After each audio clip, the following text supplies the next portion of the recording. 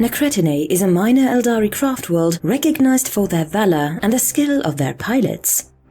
In battle, the war hosts of Nacreteinei are compared to 100 birds of prey swooping on their foes with the speed of lightning. They are a proud people, and many amongst the Eldari claim that they fight only for their own personal glory. Nonetheless, Nacreteinei has been present to counter numerous incursions from the Asuryani's enemies, and their martial prowess is nothing to be dismissed. In the myth of the Eldari, the falcon Foul Chew was an ally of Vol, the smith god, and delivered the sword Daenerys to Eldanesh so he could fight the god of war, Cain. The story is particularly revered upon Nacreteinei, for it inspires their sense of duty and loyalty, as well as upholding their favorite methods of warfare. The falcon inspires much of the inhabitants' rituals and traditions, mainly their own world. The Eldari who would become the future Nacreteinite were for the most part heirs to the ancient warriors who fought the Necrons and the Orcs in the young days of the Empire.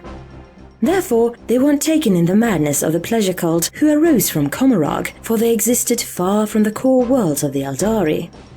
Nacreteinei was one of the first craft worlds to be converted by the Asuryani and took the road of the stars. When Slanesh's birth cry broke reality and destroyed the Empire, Nacreteinei was already deep in the space of Segmentum Pacificus. Rapidly, a strong traditionalist sentiment, similar to that of the Exodites and other craft worlds such as Saimhan, spread amongst the population of Nacreteinei. If they escape the darkness of decadence and indulgence of the cults, it is by staying true to their traditions and code of honor, where the other Eldari allowed chaos and arrogance to corrupt them. The path of the Asuryani taught to them by the Phoenix Lords had a positive resonance, its functioning adapting rapidly to the traditions and society of Nacreteinei. The Asuryani successfully maintained relative security for the craft world during the Great Crusade and the Horus Heresy, preparing for greater wars to come. During the millennia which followed the fall, Nacreteinei stood as a craft world united against adversity and in traditions. The wings, under the direction of the Zephyr Council, always maintained the safety of the craft world against the ignorant forces of the Imperium, the barbaric greenskins, and the degenerate servants of chaos. Nothing could shake the foundations of Nacreteinei's beliefs and traditions, and her pilots and guardians turned away many foes from the craft world, Exodite worlds, and Webway portals. In a lesser measure, but with a great deal of determination, Nacreteinei was caught in many conflicts with the Drukari of Commorragh because the craftworld sees them as responsible for the fall and the dark side of the Eldari. The dishonor brought by the raids of the Drukari disgust them so much that Nacreteinei's war hosts supported younger races many times against the villainy of the Dark City's inhabitants. This has led Nacreteinei to be mentioned amongst the nobles, then later the cabals, of Commorragh with a mixture of hilarity, frustration and spite. One of the most notable battles between Nacreteinei and her dark kin was against the King of Ossical, the Drukari overlord of the Cabal of the Scarlet Knight. The king assaulted the imperial world of Rokas to capture its inhabitants and pillage what they can. When the Drukari began their retreat to the Webway, a war host of Nacreteinei arrived and blocked the nexus to the Drukari long enough for imperial reinforcements to arrive.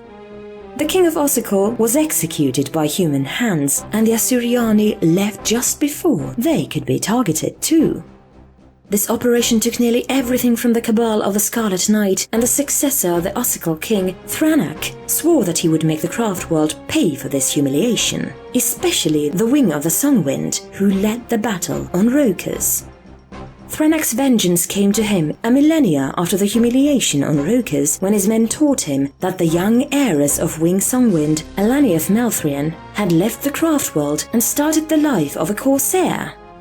First tempted to capture the young female to torture, Thranak learned the thirst for recognition and power that inhabited the heiress and decided to use that as a way to take his revenge on Heartsoul. He proposed her a place amongst his advisors and the wealth it implied if she could steal the most precious treasure of her family. Having long abandoned her connection to her bloodline and its traditions, Analiath accepted the offer. For Thranak, it was an opportunity to strike at Nacreteinei by following the corsair home, but not everything occurred as he expected. Instead of going directly to the Craftworld, Alanieth waited several months, traveling regularly to the Orc Empire of Caradon to recruit freebooters. Drawn by her promises of loot, the Greenskins entered the webway through a portal she had opened for them. The Seers of the Craftworld, few in number, saw the threat just in time to warn the Zephyr Council, who ordered the Aspect Warriors to intercept the Orc army in the webway, as Alanieth's agents guided them towards Nacretinei. The battle that followed, called the Battle of the Conduit by the Nacretines, escalated to the disadvantage of the Asuryani as more orcs followed their kin in the webway. While the Wing of the Songwind and the Aspect Warriors battled the orcs, Analieth infiltrated her own homeland to steal the webway sword, an ancient weapon once wielded by the greatest of her ancestors. This act was witnessed by her twin sister, Denali, who could not stop her much more skilled sister from committing this sacrilege. In the webway, reinforcements from Craftworld Saimhan allowed the Asuryani to repel the orc incursions, cleanse the webway of their spores, and close the portal opened by Analieth. The Greenskins soon forgot about this ancient passage. When the Craftworld learned of the supreme dishonor Analieth had brought upon the Craftworld by stealing from her own family, the Wing of Songwind ashamed soon dissolved into outcasts, Aspect Warriors, and Seers for a few. The fallen heiress joined her new mentor in Komarog, impressed by her cunningness. Many accused the lack of rigorous and control of Songwind on their child to be responsible for this disaster, but others, such as Denali and her friend Shannara, saw the consequences of outdated traditions and codes that couldn't adapt to the recent time. The tragedy could have been avoided if the Craftworld had more seers and if the Avatar of Cain was awakened. Then the orcs would have been defeated with more ease and fewer victims. As centuries unfold, a new group formed amongst the Eldari of Nacretinei. This group defended anti-traditionalist reforms, claiming that the Craftworld must follow a new path if her inhabitants are to survive the coming darkness, and that honor should not restrain might. Their leader, Denali Malthrian herself, found little support within the Zephyr Council, who accused her of sacrilege and madness. Yet, some seers and exarchs found truth in her words and chose to follow her in her quest for change. However, during the 41st millennium of imperial calendars, several events would prove the claims of the mistrusted Farseer.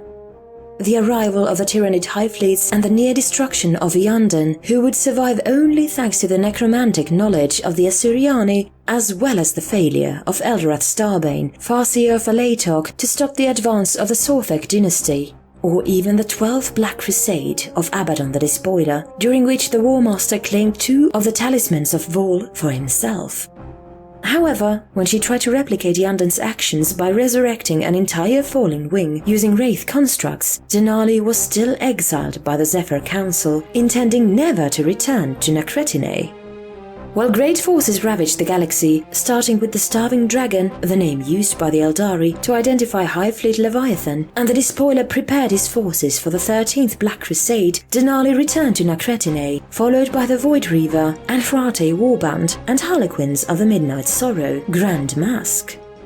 Once again, she sought to convince the Zephyr Council of changing its way before the Ranadandra was upon them, helped by the Corsair Princess Shannara. But stubbornness and arrogance closed their minds to her case. However, the Farseer's objective was not to convince the Council this time, or not yet. While the debates drew every Autarch's, Farseer's and other important figures' attention, the Harlequins, agents of Eldrad Ulthran of Craftworld Ulthway, demanded the help of the ancient Seers of Nacretinei to prepare a ritual that would forever change the fate of the Eldari. Far from being manipulated, Denali was aware of Eldred's plan, even though the final goal and the majority of the implications were unknown to her. She became complicit with the stealing of several Seers' fossilized remnants within the Craftworld to safeguard its future, according to her. To this day, the secret of this pact is still unknown to the majority of the Nacretinae, who still ignore the extent of what Denali is ready to do for her ideas. The ritual on Coheria, undertook by Eldrad Ulthron, had for consequences to partially awaken the god of the dead, Ynnead, who remained slumbering within the eternal matrix for long and considered a myth by the most Eldari. his emissary, Ivrain, chosen amongst the ranks of the Drukari, started the difficult task of leading her people on the seventh path to save their souls from the predation of She Who Thirsts. On Nacreteinei, this new religion provokes as much suspicion as it raises hope. Some see a new sacrilege, others a path to salvation. The opening of the Great Rift provoked a demonic incursion without precedent, such as every craftworld of the Great Wheel was attacked by Neverborns. As she was still present on Nacreteinei during the attack, Denali formed a pact with Autarch Zephyrus, spiritual head of the Zephyr Council, to repel the invasion. With the help of the Void Reavers and later the awakened Wraith constructs of Winged Death Whispers, the Aspect Warriors and Militia of the Craftworld were able to banish every demon that participated in the assault, despite important damages. A direct attack against Nacreteinei was a sign the Council could not ignore. Many changes happened within Nacreteinei society, such as the obligation for every inhabitant to join, at least for a time, the aspect shrines of their choice, to counter Xenos and warp invaders. However, the opinion about the Inari remained shared between a majority of suspicious and a minority, itself shared between those who despise Ivrain and those who would join her quest. The war against the Drukari also took a large downturn. With the awakening of the Vothep dynasty at their doorstep, a reaction of the Great Rift's opening, as well as the arrival of the new hive fleets, the leaders of Nacreteinei decided to focus their attention on those much more destructive forces. The society of Nacreteinei is similar in tradition and ritual as Terra's ancient knights. The inhabitants are divided amongst wings, similar to the houses from other craftworld, such as Yanden, though closer in the traditions to Saimhan's clans. Each wing regroups a certain number of families of pilots owning their crafts, from simple jet bikes to Nightwing fighters. On the contrary of the aforementioned cultures, however, no wings dispose of the possibility to act outside the craftworld without the authorization of the Zephyr Council, which gathers one autarch from each wing, generally the oldest and most experienced. The wings value honor and courage as their watchwords, and each pilot must always be prepared for the last fight of his life. As such, the domes of each wing are often the stage of tournaments of speed, dexterity, and courage, which gives any member of the wing the chance to show themselves worthy of their ancestors' recognition. Often, certain Asuryani, be it male or female, uses those trials to ask the hand of a partner, which are sometimes used to form bonds of friendship between families and wings. Those racing are called the Balangao, the kiss of the wind. Those bonds serve on the battlefield, for they associate different wings with good relationships during military operations and form squadrons made of family members, reinforcing teamwork and cohesion. The rank of any member of a wing grows with his mastership of new aircraft. When he reaches adulthood, an Asuryani from Nacreteinei must be part of a rite of passage, during which he and companions of similar age confront an older pilot in a jetbike race. Those who succeed in beating the ancestors access the ranks of fully fledged members of the wing, while the others must prove themselves at another time. Those ceremonies, called Kalish Shelwi, the Song of the Light, happens multiple times per arc, and grant the winners the access to their first path. Those who finish first are often promised to bright futures amongst their kin. The rules of the race may change from one wing to another, but the signification is the same for all Nacreteinei. Each wing is ruled by a patriarch or matriarch called a Harath Nacreti, a title that is translated into the dominant eagle or hunter who dances with the winds. Similar in position to an autarch, so much the term is used when interacting with other craftworlds. This wing leader is chosen amongst the wisest and most skilled champions of the families. His duties are to lead the wing in battle and sit in its stead at the Zephyr Council. Some paths aren't part of Nacreteinei's traditions, either because their responsibilities go to the craftworld in its all and may not be interfered with any other consideration, or because they are badly seen by the population. Due to their situation away from the wings, those paths are called Path of Isolation, for they are often used to escape the pressure of family or to solve an emotional conflict. Most often, the Asuryani comes back more mature and experienced from their journey, but sometimes they never return. The aspect warriors of Nacreteinei are far from being as numerous as those on Craftworlds such as Leitok or Bialtan, but they are numerous enough to be grouped in a dreadful elite strike force deployed when the safety of the Craftworld is at balance. The path of the warrior is seen with a fusion of fear and respect, for those who don't come back from it are either dead or thrown to exarchs, their souls consumed by a bloodthirsty passion and devoted to Caelum and chicane. But the path also represents an opportunity for new experience and teachings, and as such, many young Asuryani choose to become part of the Shrine Squad and follow the lessons of the Aspect Warriors.